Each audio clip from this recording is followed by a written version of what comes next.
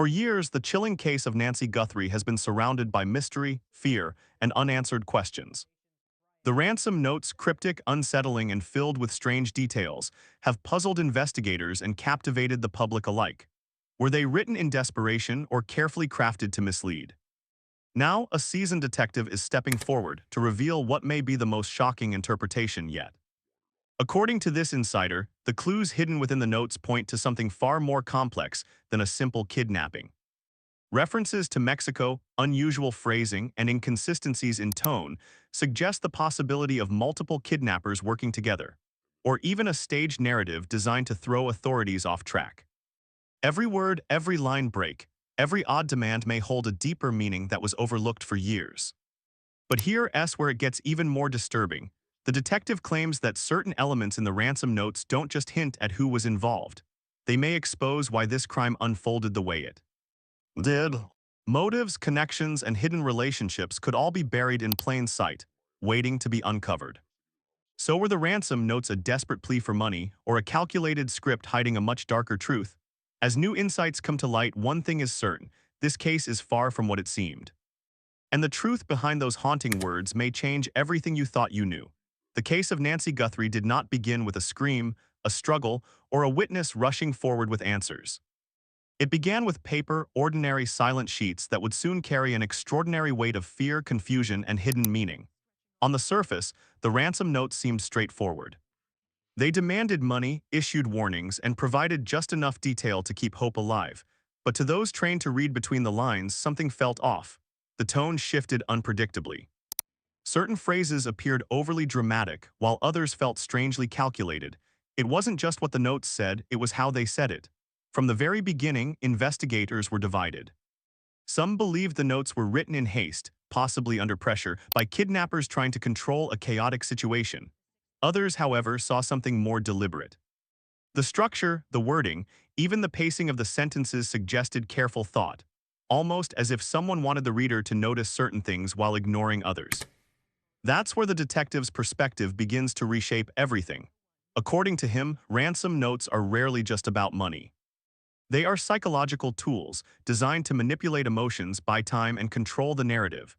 And in Nancy Guthrie's case, the notes seem to do all three with unsettling precision. One of the first details that stood out was the repeated mention of Mexico. At first glance, it seemed like a typical misdirection, an attempt to suggest the victim had been taken across the border, making recovery more difficult. But the detective wasn't convinced. Why mention a location so specifically yet provide no actionable detail? Why plant a clue that leads nowhere? To him, this wasn't a mistake, it was intentional noise.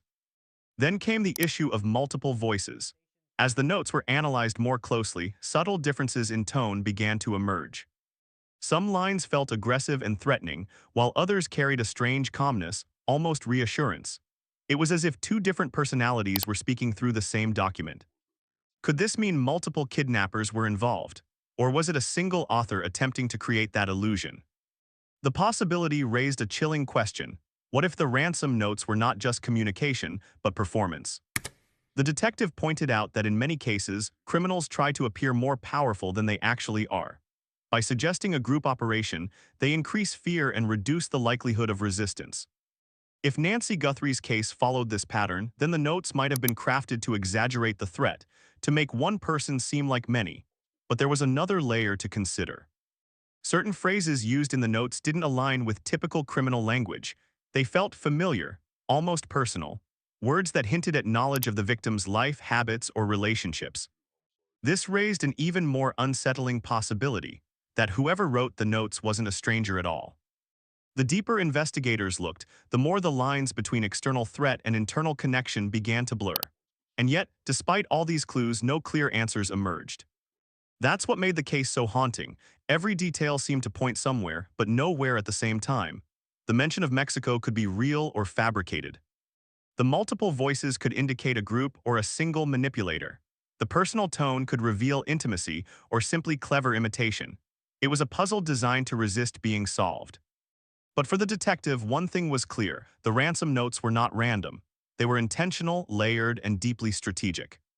Someone had put significant thought into every word, every phrase, every implication. which meant one terrifying possibility remained: the truth wasn't missing. It was hidden in plain sight. As the investigation moved forward, the focus began to shift. Instead of asking who took Nancy Guthrie, a new question emerged: who wrote the notes, and why were they written this way? Because if the detective was right, then the answers weren't out there in the shadows. They were already in the hands of investigators, waiting to be understood. By the time investigators finished dissecting the ransom notes, one thing had become painfully clear: every clue seemed to point somewhere, yet none of them led to anything real. It was as if the entire case had been designed to send authorities chasing shadows. The mention of Mexico quickly became the center of attention. Law enforcement agencies began coordinating across borders, exploring the possibility that Nancy Guthrie had been taken out of the country. Resources were stretched, leads were pursued, and every possible connection was examined, but nothing concrete surfaced. No witnesses, no travel records, no credible sightings, just silence. To many, this was frustrating, but to the detective it was revealing. Real kidnappers don't waste time with dead ends, he explained. Every move they make has a purpose, usually to secure money or avoid capture. But this felt different. It felt like someone wanted us to look in the wrong direction. The idea of intentional misdirection began to take hold. If Mexico wasn't the destination, then why mention it at all? The detective believed it was a calculated move, something designed to overwhelm investigators with possibilities rather than guide them toward the truth. By introducing an international element, the case instantly became more complicated, more chaotic, and far harder to control. And in chaos, mistakes are easier to hide. But that wasn't the only misleading trail. The ransom notes also included oddly specific instructions, timelines that didn't quite add up, demands that seemed inconsistent, and warnings that felt exaggerated. At first glance, these details appeared important, but as investigators attempted to follow them, they quickly realized something unsettling: the instructions couldn't realistically be carried out. Drop-off locations were either too vague or too risky, timeframes conflicted with known logistics, certain demands contradicted others. It was a web of directions that looked detailed but collapsed under scrutiny. That's when it hit us, the detective revealed. The notes weren't guiding us, they were stalling us. Time. In kidnapping cases, time is everything. The longer investigators are distracted, the colder the trail becomes. And if someone wanted to delay the investigation without raising suspicion, what better way than to provide just enough information to keep everyone busy? But this raised an even darker question: was there ever a real plan to collect the ransom? Typically, kidnappers establish clear communication channels. They want the money and they want it fast. But in Nancy Guthrie's case, the communication felt fragmented, almost reluctant. It was as if the notes existed more to create the illusion of a kidnapping than to actually complete one. That possibility changed everything, because if the ransom wasn't the true goal, then what was? As investigators shifted their focus, they began to look closer at the structure of the notes themselves. Patterns emerged: repeated words, unusual phrasing, even subtle linguistic quirks. These weren't random. They were consistent enough to suggest a single author, someone with a distinct way of thinking and communicating. And yet the content of the notes tried to suggest the opposite. Multiple voices, multiple threats, multiple perspectives. It was a contradiction that couldn't be ignored. The detective proposed a theory that sent chills through the entire investigation team. What if the notes were deliberately written to simulate chaos, while actually being controlled by one mind?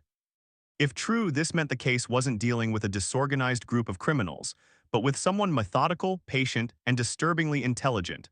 Someone who understood how investigators think. Someone who knew how to manipulate attention, and most importantly, someone who was always one step ahead. As this theory gained traction, the investigation took a subtle but critical turn. Instead of chasing external leads, detectives began looking inward, examining connections, relationships, and possible motives closer to home. Because the more they studied the ransom notes, the clearer one thing became: this wasn't just a crime of opportunity, it was a crime of design.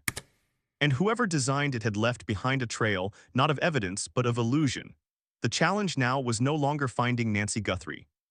It was breaking through the carefully constructed lies that surrounded her disappearance. Because somewhere beneath the false leads, the impossible instructions, and the shifting voices, the truth was still there. Waiting, as the investigation turned inward, the ransom notes were no longer seen as instructions. They became a window into the mind of the person who wrote them. Every sentence, every pause, every strange choice of wording started to matter in a different way. The detective leading this new line of thinking believed one thing above all: people reveal more about themselves when they try to hide. And in Nancy Guthrie's case, the ransom notes were not just hiding the truth, they were unintentionally exposing it. The first breakthrough came from language analysis. Experts began studying the phrasing used throughout the notes. Certain expressions appeared repeatedly, almost like habits the writer couldn't suppress. There were formal structures in one section, followed by oddly casual language in another. Some sentences felt rehearsed, while others carried a spontaneous, almost emotional tone. This wasn't random inconsistency, it was identity slipping through the cracks. What we're looking at isn't multiple people, the detective explained.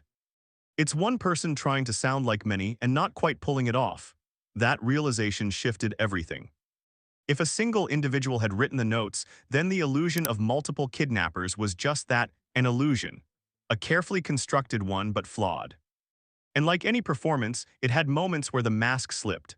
One of the most telling details was the use of certain uncommon words. They weren't typical of criminal communication, nor were they necessary for a ransom demand. Yet they appeared more than once, almost naturally, as if they belonged to the writer's everyday vocabulary. That suggested education, awareness, control, but also familiarity. Because some of those phrases didn't just feel educated, they felt personal. The detective pointed out that the notes occasionally shifted into a tone that bordered on intimate. Not affectionate but knowing. As if the writer understood Nancy Guthrie's life in ways a stranger wouldn't. There were subtle references, nothing direct, nothing obvious, but enough to raise suspicion. Could this have been someone within her circle? Someone who knew her routines, her habits, maybe even her fears? The idea was unsettling, but it couldn't be ignored. As investigators dug deeper, they began comparing the ransom notes to known writing samples from people connected to Nancy Guthrie. Emails, letters, messages, anything that could reveal a linguistic match. It was a slow, meticulous process, but one that carried the potential to crack the case wide open. And then something strange happened. Patterns started aligning, not enough to make an accusation, but enough to make people uncomfortable. Certain sentence structures in the notes mirrored those found in everyday communications. Specific ways of emphasizing points, unusual punctuation habits, even the rhythm of the writing. It all began to feel less like coincidence and more like a signature. A hidden fingerprint made of words. But the deeper they went, the more complicated things became. Because if the writer was someone familiar, then their motive had to be more than money. This wasn't a random act, it was too controlled, too deliberate. The effort put into crafting the ransom notes alone suggested planning, patience, and a clear objective. But what objective? That's where the emotional tone of the notes came back into focus. Beneath the threats, beneath the instructions, there was something else, something quieter but just as powerful. A sense of tension. Of pressure, almost like the writer was trying to maintain control over something that was slipping away. Crimes like this aren't just about what happens, the detective said. They're about why it happens, and the why is always personal. That idea lingered, because if the ransom notes were personal, then the crime itself was personal. And that meant the truth wasn't hidden in distant locations or complex conspiracies.